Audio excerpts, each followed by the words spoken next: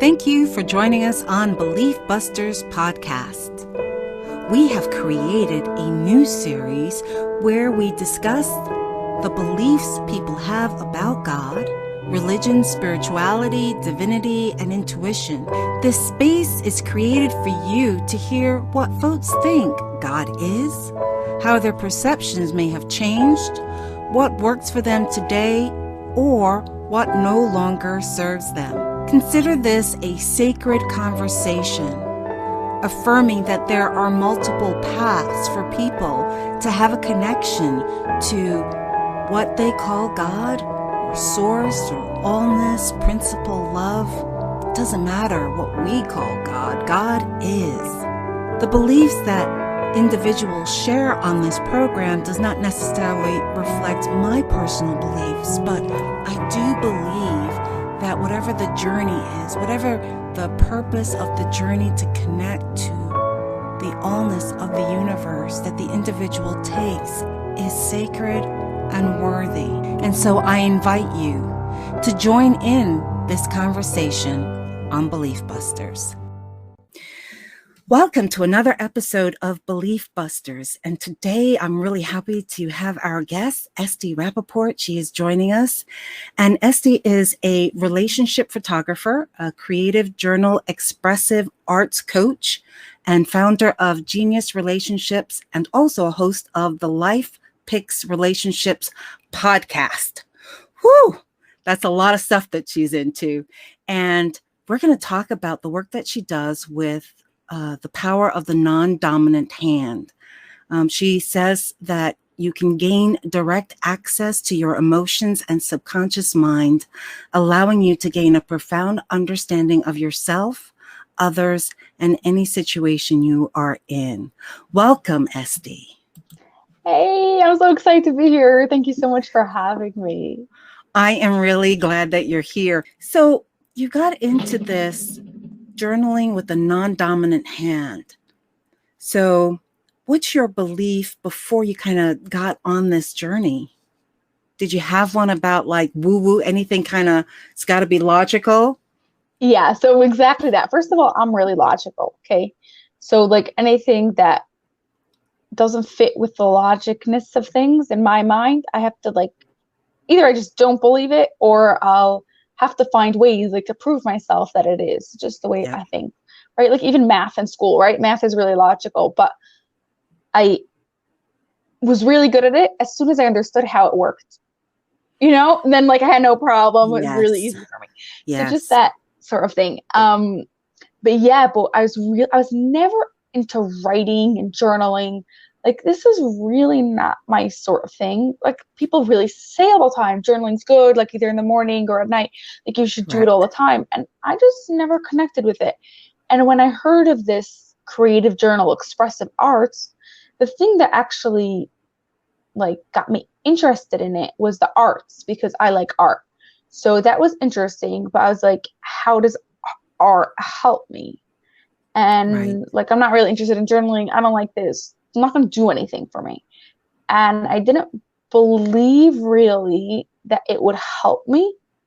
As soon as I heard about it and someone was telling me about it, a coach, a CJA coach was telling me about it. And it sounded way too good to be true sort of thing. It's like, I don't believe this. Before I go and get trained, I need to go and test it for myself and see if it really works. So that's what I have to do. Before I went to get trained, I went to her, this lady who was telling me about it, and did some sessions by myself and see if it worked on me and see how it worked and like what was happening. So that way I could say like, okay, maybe there's some sense here to it. Yes. Cool.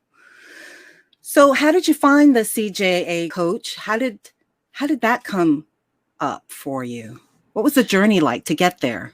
Yeah. So I had like a sibling who actually went many years back to like someone like this for therapy, but I didn't like have anything to do with it. Like I didn't know much about it. I was like, okay, whatever, like maybe like an art therapist or something, but whatever. But I was already doing relationship photography, like helping couples like get to their ultimate state of love. And And I wanted to help them. Like, we took pictures of them in that state, and I wanted to help them even more than just the vision boards that we were making with the pictures.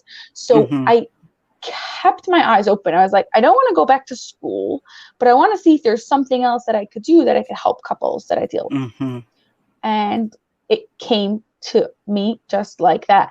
This CJA coach was looking for a place to stay for the weekend. So she ended up staying by me. And while she was by me, we were chatting, and I was like, okay, this sounds really cool. So I write and I do art with my non-dominant hand, and I get my answers. And like, what? Okay. Yeah. And then I went to go get some sessions by her. So that's how I fell into it. Cool. What is it like when you go through this process? Okay, so it's extremely emotionally draining because it's so real, and you learn so much about yourself and your past and things that happen in the way you view the world, but it gives you the tools to be able to deal with anything else that comes afterwards. So it's really, really satisfying. Like, I'm not nervous now that if I'm in a difficult situation, I'm not going to be stuck and say, okay, I don't know what to do here. Whenever now I want to know, like, I'm not sure what to do, whether it's a small thing, I don't know what to tell a person, or it's like a bigger thing, let's say to switch jobs or something like that. Right. Literally go to journaling and get the answers. Wow. So when you do the non-dominant journaling, what are you accessing, you think? So it's the emotions and the subconscious mind, because the way it works is there's two sides to the brain. There's the right side of the brain, right, and the left side. Now, each side of the brain is in charge of the opposite side of the body. The left side of the brain, besides for being in charge of the right side of the body, it's also in charge of logic stuff. So math, reading, writing, stuff like that. Right. And the right side is the creative stuff, art, music, drama. And it's also in charge of emotions. So when you write with your non-dominant hand, you get direct access to your emotions without all the logic reasoning coming into place. Okay. So you could understand on a deeper, let's say what you're accessing is, let's say in a situation, either how you're feeling now or why you're feeling that way, what triggered you, what things from the past caused you now to be like this, or even what's going to be in the future. Your body could sense things like subconsciously what will be, and like help you knowing what's best for you. Should you move or should you not move? It knows whether you'll be able to deal with that situation or not. But because we have so many other reasons, like, okay, there's a really good job there for me, so I think I should, but maybe your body is feeling emotionally you won't be able to. I'm just giving an example, right? Then you'll get those answers. So what do you say to people who are like, oh, this is kind of woo-woo, I'm not sure about this. How is this even possible? Yeah, so I say try it for yourself and see if it works.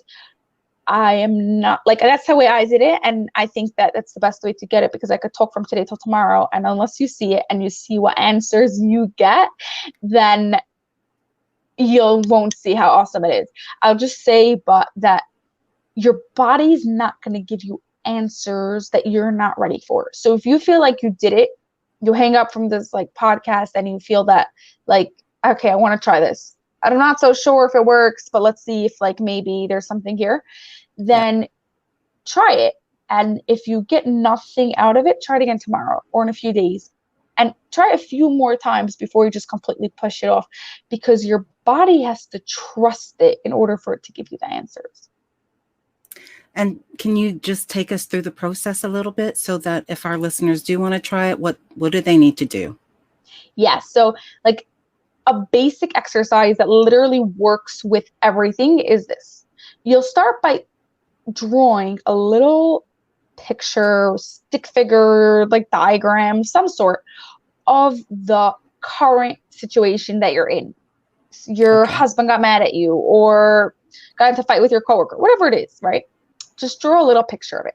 And then you're going to take two markers, one in each hand, and you're going to have a dialogue between your two hands, which is really between your two brains, right? We don't want to use just the emotional brain. We want to use everything. Okay?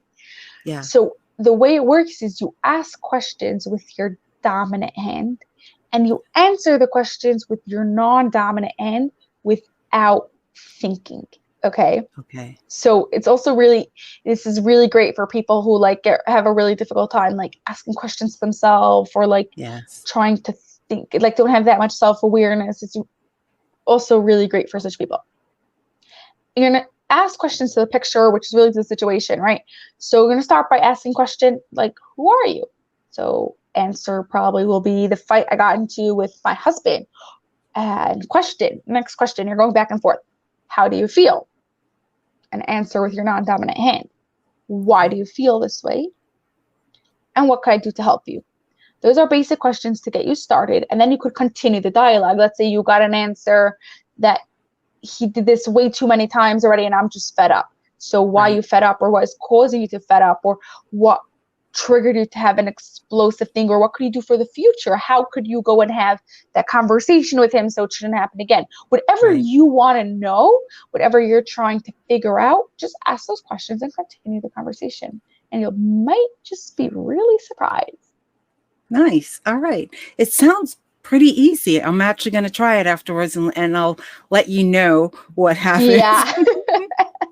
It is easy, and like just to do it, because like it really sounds weird. Like, Yes. I totally get it. It's like weird. Like, why are you writing with your non-dominant hand? But once you try it, then like you might just really like it. Nice. And tell us a little bit more about the work that you do in this with people, and why should they get in contact with you, and how do they get in contact with you? Yeah. So I work mostly with couples in marriages or committed relationships who want to make their relationship extraordinary and amazing always. So what we do is we do photo shoots of them in their best ultimate state that they really want to be in. Okay. What does that mean? Their best ultimate state? So that depends on every person, whether their love, their connection, their intimacy, the respect, what's important for them in their relationship that they want to have always. And what feeling do they want to always have? Do they want to feel supported? Do they want to feel cared about? What's for them important? And we take pictures that portray that emotion very strongly. Okay. Okay. Now, once you take those pictures, photo shoot, we then hang that favorite picture, they hang up on their wall in their house, in their bedroom, wherever they see that very often. And then it is like a vision board, and it trains their mind what they want. So this is a picture showing love. This is something that I want always. This is something I can relate to. I know it's possible because I see it here in front of me, right? Yeah. Now, that's the first step. It's great, and it really sets your mind in the right direction. But when you want to take it further, is what we do is then we journal. Just like in this example that I gave you before, is you draw a picture of the situation that you're in. Right. Here, you're going to ask those questions or more questions to the picture that we already took. Okay. So how can I have more of this feeling, or what's stopping me from having this feeling, or whatever other questions they want. So we do all sorts of journal prompts and art exercises that anyone could try at home. Literally find a picture, maybe from your wedding or your honeymoon, or something that really showed that emotion that you want constantly, and just journal with it, and you'll see what will happen. See what it tells you. Maybe it will tell you that you need to go more on date nights. Maybe it will tell you need to take a break. Sometimes that happens. Maybe it'll tell you need to speak differently, and you'll be able to like train your brain to think of more ways of how you could go and do it. Plus, next time you have a fight or like a challenge and you're like getting a bit frustrated with your partner, you might also want to go back to this picture and say, okay, so I just got into a fight with my partner. I want this instead. How can I go and get this? And you could do it specifically for this situation. Nice. So yeah, that's the basic rundown of what I do. And to answer the question of where to contact me, the best place would be is to go to LifePix Relationships.as.me and book a slot, and I'd love to speak to you. Awesome. And is that LifePix? Yep, you got it. Okay. Yeah, and then it's relationships in the end with the S, relationships. Yeah. Okay, super. I really enjoyed this because I haven't heard this approach being used before. And what I really love is the creation. I mean, because what you're really helping people do is to create anew, to create what they really desire, and not getting stuck in, I guess this is how it's going to be, but that we really do have that power and that energy to create the kinds of relationships we want with each other, create the life that we want, create that emotion, that feeling loved and supported. I think this is brilliant. Yeah, literally. Like, you have this belief that your relationship is just messed up, as long as it's like not abusive. Okay, and every situation is different, Right. but really you could make it work if you want it. If you really want it, there are ways to go and do it. And having these pictures in front of you and being able to journal about it is a great way to change those beliefs and really change your mind to think about it differently. And you know what? It doesn't have to be only with relationships. It could be with anything else, like with your career, with your family, with your health. Same thing. Journal about it. Have yourself change the way you think about the situation. Yes. What you're doing is you're doing like a tactile way of creating new neural pathways in our brain to really look at things, our perceptions differently, our thoughts differently, our worldviews differently. I love this. Yes, that couldn't have been said better. Exactly. Yeah, that is exactly what happens. Cool. So is there any last minute things that we've missed out or that you want to tell our listeners before we end the conversation? Just to tell the listeners to be themselves and be you. I know we hear it so many times, but until it actually happens and you actually go and do it, it doesn't make a difference. You're going to hear it again. Let this be the last time you hear it, because you're going to do that. There you go. You heard it from ST. Be yourself. Oh yeah. That's great. Yeah. So what we really try to do on Belief Busters is provide new ways for you to be able to access the truth of who and what you are, that you are this divine human being put here for joy, to thrive. You don't have to settle for less. So I love ST's approach. You can get in contact with her. She's going to say it one more time. LifePix Relationships.as.me. There you go. Thank you so much for joining us on Belief Busters. ST, it's been such a pleasure. Once again, thank you for listening to us here on Belief Busters Podcast. If you are enjoying these conversations about challenging our belief systems and ways that we can go about transforming outdated beliefs, then I invite you to follow us or subscribe to us or even give us a positive review on wherever you listen to your podcasts. If you'd like to have a conversation with Reverend Cherie, you can reach her at info@beliefbusterspodcast.org. To continue on this journey of evolution of consciousness, you can also choose to get my book, which is entitled Turning Your Why into Why Not. You can find it at Amazon or any other book sellers. This gives you practical tools to do the work of transformation on your own. I look forward to seeing you the next time on the flip side.